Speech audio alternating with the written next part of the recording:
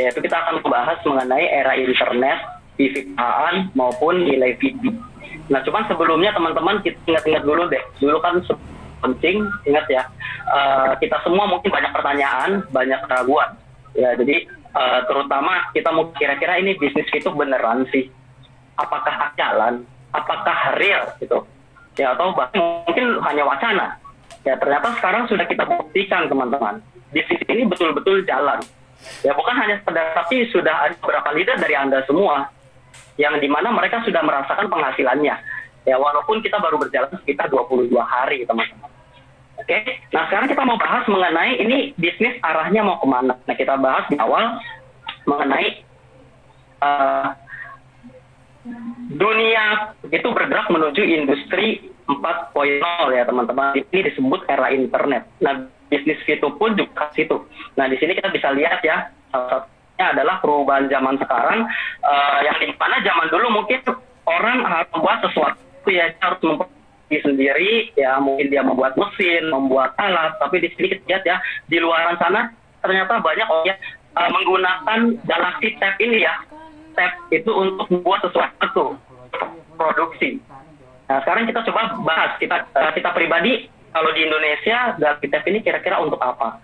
Ya, mungkin banyak orang hanya menggunakannya hanya untuk buka sosial media mungkin, atau hanya untuk hiburan. Ya, intinya mungkin kita kurang memaksimalkan teman-teman, dan mungkin kita kurang tahu ya ternyata Galaxy fungsinya besar sekali ya. Nah, dan kalau bisa kebanyakan dari orang Indonesia, kalau Galaxy Tab menurut saya sih mereka gunakan untuk game ya, salah satunya yang suka main mobile kan ya, terasa nyaman sekali, suka main PUBG ya. Nah, itu kan skill-nya bisa lebih kurang gitu teman-teman. Nah, padahal di luar sana sekarang ini digunakan untuk membuat kita bisa yang namanya memproduksi sesuatu, yaitu mesin-mesin untuk dia memproduksi sesuatu. Nah, makanya kenapa ada dampak yang kita rasakan, yaitu tenaga manusia akan mulai tergantikan oleh robot. Nah, jadi itu untuk naik pekerja itu pasti akan dikurangi teman-teman ya. Jadi banyak orang nanti yang mungkin akan di PHK, mereka akan kehilangan pekerjaannya seperti itu. Oke. Dampak internet ini juga ada suatu hal yang positif, yaitu ketika kita misalnya lagi santai ini di rumah ya teman-teman, kita lagi santai dan kita bisa membuka apapun yang ingin kita lihat ya, pemandangan apapun yang mulai Liberty mungkin, ya mulai kita pengen ngelihat Menara Eiffel dan lain-lain pastinya. Nah, yang saya ingat dulu zaman saya masih kecil ya, untuk melihat itu semua nggak mungkin ya, kecuali saya ke tempatnya atau mungkin saya harus lihat tuh paling mentok lewat televisi teman. Dan itu pun nggak bisa diulang ya. Jadi sering tuh misalnya tuh orang tua saya bilang, tuh ada Eiffel tuh.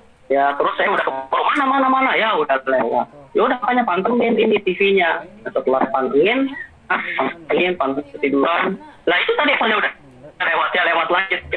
Nah, sulit sekali untuk melihat pemandangan di luar sana. Tapi sekarang ya sekali lagi kita bisa melewati batas ruang maupun waktu. Ya, jadi kita bisa melihat jangka pandang yang sangat luas sekali teman-teman, dimanapun kita bisa lihat.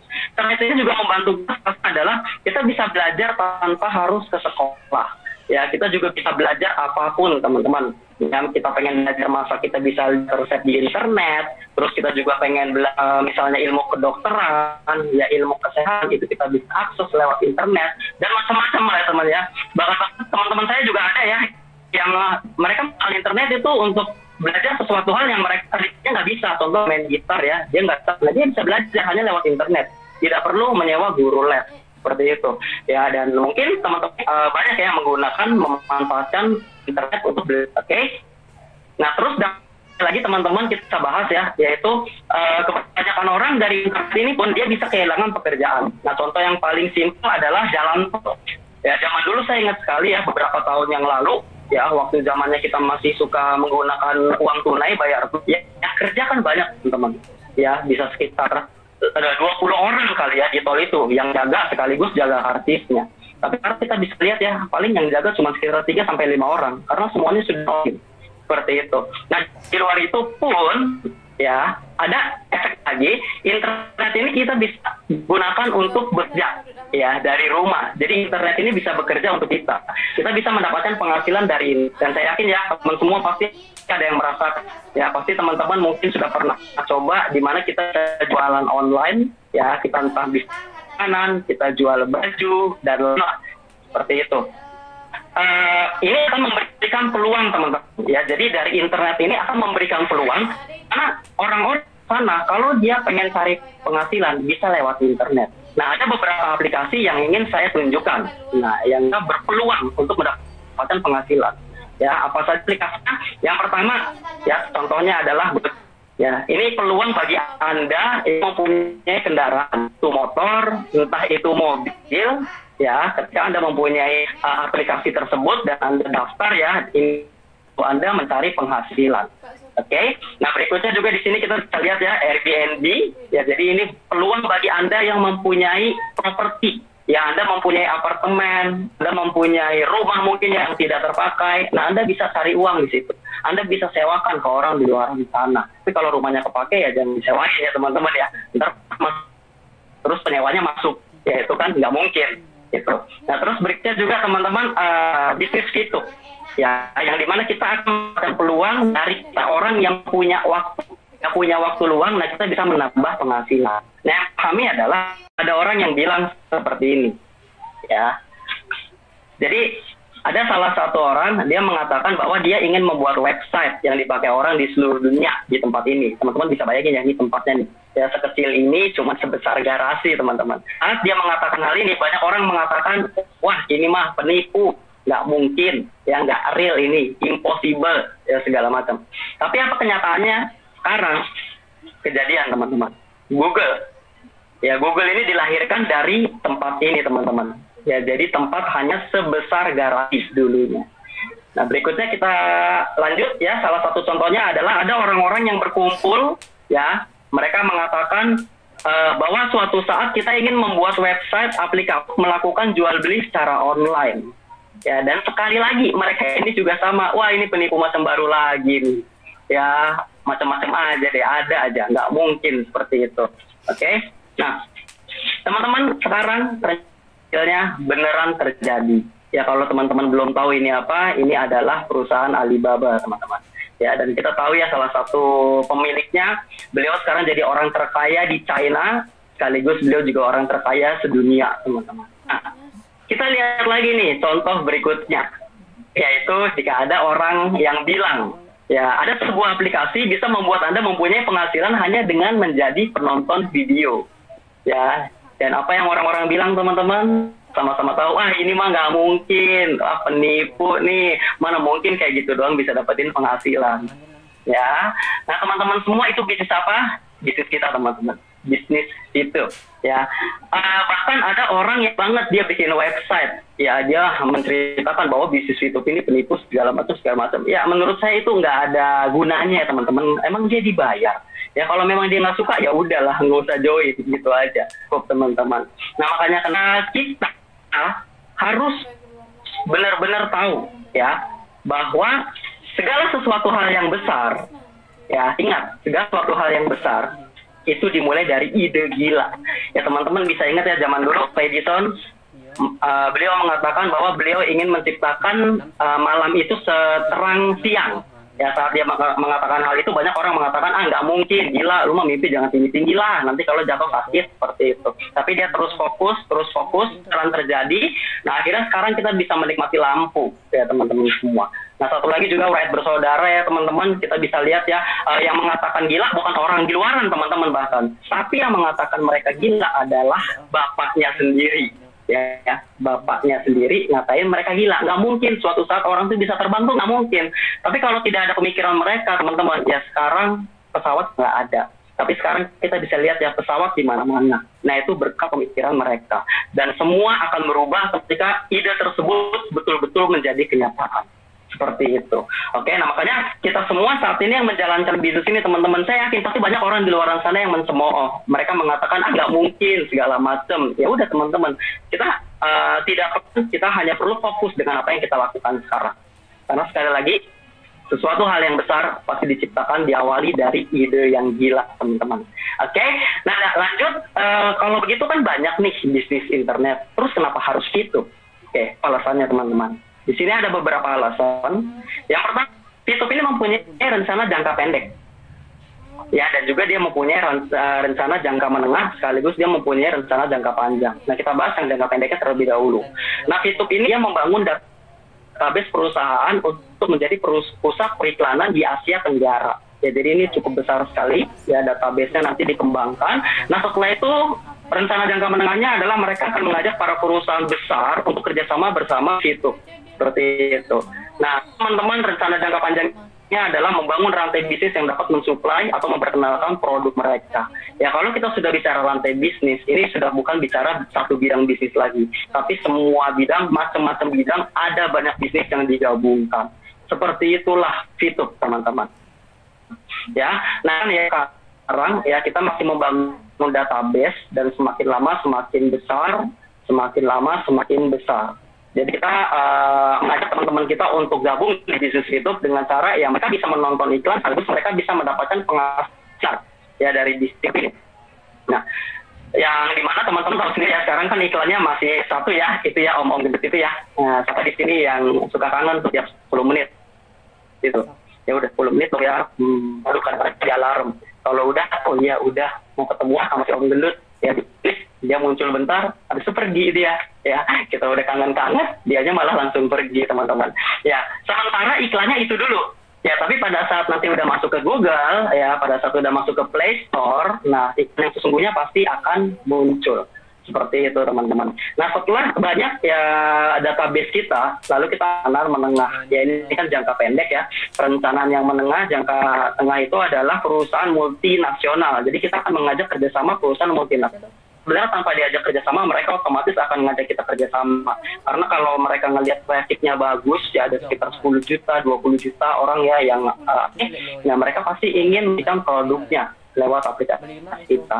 Nah, ini adalah rencana jangka menengah. Nah, berikutnya kita bicara rencana jangka panjang bisnis raksasa. Nah, kalau sudah bicara rantai bisnis raksasa ya, saya ulangi lagi bahwa sudah bukan priority bidangnya udah kemana-mana. Seperti itu, teman-teman. Nah, ini adalah rencana jangka panjangnya. Nah, pertanyaannya adalah begini nih, teman-teman. Di situ kira-kira Fitup mempunyai keuntungan berapa? Ya, dan kita perlu paham, perlu ingat bahwa konsepnya adalah profit. Makin besar keuntungan kita, juga keuntungan kita, teman-teman semua. Oke? Nah, di sini makanya kita sebagai database, kita sebagai member pasti akan merasakan penghasilan besar dari penghasilan Fitup itu sendiri. Oke? Nah, kita bicara yang ketiga, teman-teman, yaitu Viewpoint. Viewpoint ini akan menjadi king of internet era. Ya, jadi ini akan menjadi rajanya era internet. Maksudnya apa tuh? Ya, coba ya. Kita lihat di sini gambarannya adalah pernah dengar Bitcoin nggak, teman-teman? Saya yakin beberapa orang pernah ya. Ini adalah rajanya cryptocurrency, mata uang online. Ya, banyak orang masih belum percaya dengan Bitcoin. Tapi ternyata pada faktanya banyak perusahaan besar ini melakukan investasi di Bitcoin tersebut. Nah, itu yang membuat nilai Bitcoin sekarang melonjak tinggi. Ya, seperti itu, teman-teman. Nah, sedangkan kita bisa gunakan untuk investasi saja. Ya, nah, sedangkan Viewpoint, teman-teman, ya, ini bukan cryptocurrency ya, ini juga bukan mata uang baru, bukan, teman-teman. Nah, tapi Viewpoint ini akan menjadi raja internet era ya, tapi bukan hanya bisa digunakan untuk investasi, apapun. Ya, jadi kita bisa melakukan transaksi pakai Viewpoint. Nah, saya contohkan deh ya, teman-teman ya, biar teman-teman mungkin lebih paham lagi, lebih masuk lagi. Gimana? Misalkan nih, teman-teman, suatu saat ya ada perusahaan besar, Samsung. Ya, dia ingin baru nih. Ya, kita anggaplah namanya Galaxy S30 ya. Nah, lalu dia melihat nih, oh traffic banyak juga ya di Fitup. Ya, akhirnya dia mengajak kerjasama nih dengan Fitup. Ya, dia ngobrol dengan CEO kita kan, Mr. Jack, ingin taruh nih handphone saya di Fitup, kira-kira bisa nggak? Dan Mr. Jack pasti jawab, oke, bisa. Ya, dan Mr. Jack mungkin akan mengeluarkan harga. Nah, di situ harganya berapa? Kita anggap saja harganya $100. Ya. Nah, dan di situ pun Mr. Jack juga akan menjelaskan bahwa untuk membayarnya uang tunai setengah harus dengan uang tunai, setengah lagi pastinya dengan Viewpoint, teman-teman. Nah, Viewpoint ini pastinya kan si perusahaan Samsung nyari Viewpoint dong. Pastinya dia akan mencarinya ke exchange counter. Karena perusahaan kan tidak seperti itu. Oke? Nah, di saat itulah teman-teman, kita yang mempunyai VP, kita yang mempunyai Viewpoint, pasti akan dicari. Dan banyak orang pengen membeli Viewpoint ini ke kita. Dan bayangkan teman-teman, saat itu terjadi, kita diajak kerjasama oleh orang di luar sana besar. Perusahaanmu kira-kira Viewpoint-nya nilainya udah berapa? Saya yakin teman-teman, nggak mungkin satu VP masih $1. Pasti naik. Ya minimal mungkin bisa $5 mungkin. Atau mungkin bisa $10. Atau bahkan mungkin teman-teman bisa sampai $100. Ini mungkin nggak sih Pak sampai $100? Ya karena kita bicara ini perusahaan multinasional, apalagi kalau kita sudah membangun rantai bisnis tadi. Ya, dan bayangkan teman-teman ketika nilai satu Viewpoint nilainya $100, intinya udah naik deh. Penghasilan Anda berapa? Ya, Anda punya satu VP berarti penghasilan Anda berapa? Nah, kurang lebih seperti itu penjelasannya teman-teman. Nah, kita bahas yang berikutnya, para VTuber keuntungan dari yang pertama, pastinya saat Samsung Galaxy S30 ini diperjual kita, nah maka di sini nilainya kita anggap $1.000 ya, jadi harganya $1.000. Nah setelah itu dimasukkan ke aplikasi kita, nah kita para member bisa membeli dengan voucher belanja plus VP plus voucher belanja ini kan mungkin selama ini teman-teman di klik check in dapat $20 itu buat apa?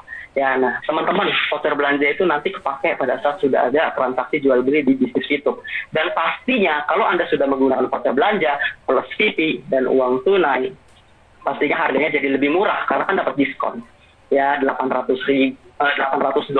Situ pun juga Anda bisa mengajak orang-orang di luar sana untuk belanjanya dia di situ. Kalau dia pengen dapat lebih murah, lewat kita aja kan, kita kan udah punya vouchernya. Seperti itu. Nah kira-kira kalau misalnya Anda punya pilihan $1.000, sedangkan di dalam aplikasi VTube itu $800, kira-kira Anda lebih memilih belanja di mana teman? Pak, saya sukanya yang mahal. Saya nggak suka tuh diskonan. Udah saya maunya $1.000 aja, kalau bisa lebih mahal. Kalau cuma keluar, ya.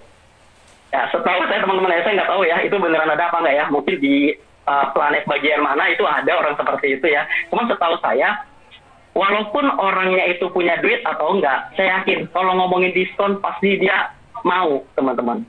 Ya, apalagi ibu-ibu ya, kayaknya kalau udah ngomongin diskon, kayaknya mau saling maunya, pokoknya harus dapet aja.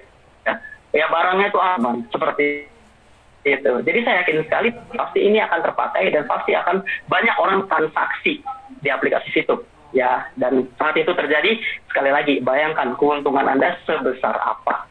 Oke, ya itulah nilai sesungguhnya dari VP ya, yang dimana kami berpesan Anda harus menjaga baik-baik VP Anda. Ya maksudnya apa? Kita sekarang sudah dikasih market jasa, kita bisa menambah VP dalam waktu cepat ya, bahkan ada sistem fast track-nya juga. Nah saran saya Anda jaga VP Anda ya, jadi jangan bukannya kita melarang untuk dijual ya, bukannya kita melarang untuk teman-teman tuh mencairkan uang ya, enggak, sebagian itu ya dijaga teman-teman ya, sebagiannya untuk dicairkan silakan, sebagiannya teman-teman bisa jaga agar teman-teman bisa mendapatkan VP lebih besar ya. Kita bicara tentang masa depan ya, ketika hari itu sudah terjadi, masa depan yang tadi kita sebutkan sudah terjadi, teman-teman pasti akan bersyukur bahwa teman-teman bisa menjaga VP dan teman-teman sudah diperkenalkan oleh bisnis VTube ini. Seperti itu teman-teman. Ya, yang dimana seperti diinginkan oleh perusahaan ya, yang diinginkan itu cuma satu, dia hanya ingin membuat agar teman-teman. Ya, nggak lebih, nggak kurang. Ya, karena dengan konsep VTube ini, apabila kita masing-masing mengerti, apabila kita benar-benar paham, kita tahu cara mainnya seperti apa, di masa depan teman-teman semualah yang akan meraup keuntungan paling banyak. Karena di sini pun kita adalah pionirnya, kita orang pertamanya teman-teman. Oke, nah mungkin penjelasan saya, nah sebelum saya tutup di sini, saya hanya perlu ingatkan, kita saat ini 300.000 orang member pertama, ini disebut pionir. perjalanan masih panjang, teman.